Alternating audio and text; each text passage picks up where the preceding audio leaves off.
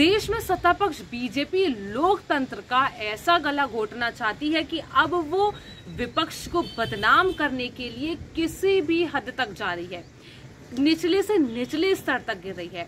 जी हां दोस्तों, संसद सुरक्षा मामले के 6 आरोपियों को दिल्ली पुलिस द्वारा बिजली के झटके दिए जा रहे हैं।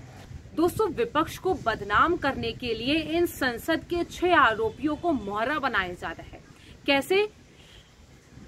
सबसे पहले तो इन 6 आरोपियों पर यह दबाव बनाया गया कि आप ये बोलिए कि आपके कनेक्शंस विपक्ष से हैं, और जब इन 6 आरोपियों ने ऐसा करने से मना कर दिया तब उन पर दबाव बनाने के लिए उन्हें बिजली के झटके दिए गए।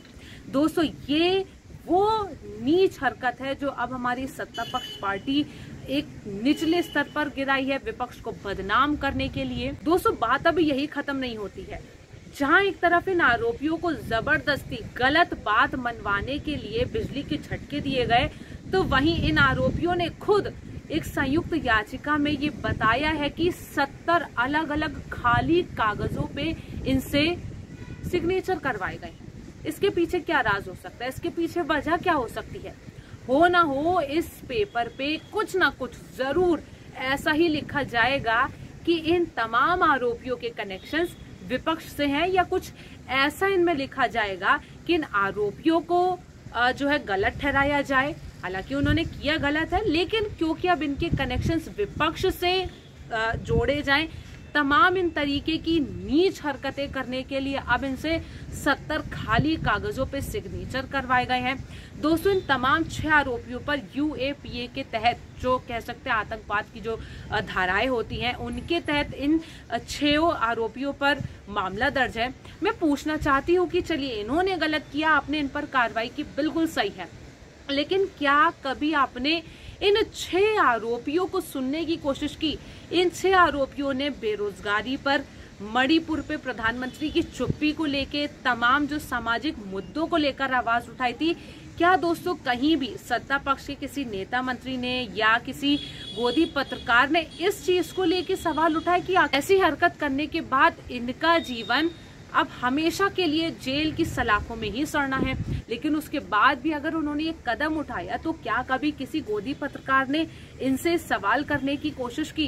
कभी नहीं। दोस्तों, आपने इन 6 आरोपियों के खिलाफ तो मामला दर्ज किया, आप कार्रवाई कर रहे, बहुत अच्छी बात है, लेकिन क्या आपने प्रताप सिन्हा, जो वो बीजेपी के सांसद जिन्होंने इन 6 आरोपियों को संसद में घुसने के लिए एंट्री पास दिलवाया था, क्या उन पे कभी कोई कार्रवाई हुई? क्या उनसे कभी कोई जो है जवाब तलब किया गया?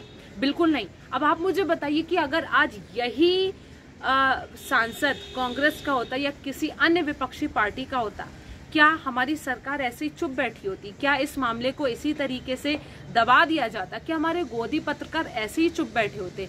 कभी नहीं दोस्तों। और अगर ये तमाम 6 के 6 आरोपी अगर मान लीजिए कट्टर मुस्लिम होते, तो क्या इन तमाम आरोपियों को लेके हमारी जो गोदी पत्रकार है, इन्हें आतंकवादी नहीं करार देती? दोस्तों, ऐसे में ये कहना भी गलत नहीं होगा कि अब सही में चुनाव आयोग से लेकर दिल्ली पुलिस से लेकर तमाम सरकारी संस्थान अब बीजेपी की कठपुतली बन के रह गई है, क्योंकि वो दिल्ली पुलिस ही है जिसने किसी न किसी अपने आका के आदेश पर इस तरीके की जो है हरकत करी है। तमाम आरोपियों को बिजली के झटके दिए गए हैं दबाव बनाने के लिए कि वो जबरदस्ती कुछ ना कुछ गलत उगले, विपक्ष का नाम बदनाम करने के लिए इनसे खाली कागजों पे हस्ताक्षर करवाए गए। दोस्तों, इतने बड़े खुलासे को लेकर ना सत्ता पक्ष कुछ बोलने के लिए तैयार है, ना जो है हमारे गृह मंत्री जी बोलने के लिए तैयार हैं, ना हमारे गोदी पत्रकार इस पे बोलने के लिए तैयार हैं। इन तमाम मुद्दों को लेकर आप क्या सोचते हैं? कमेंट सेक्शन में हमें जरूर बताएं। तब तक लिए मुझे दीजिए इजाजत। नमस्कार।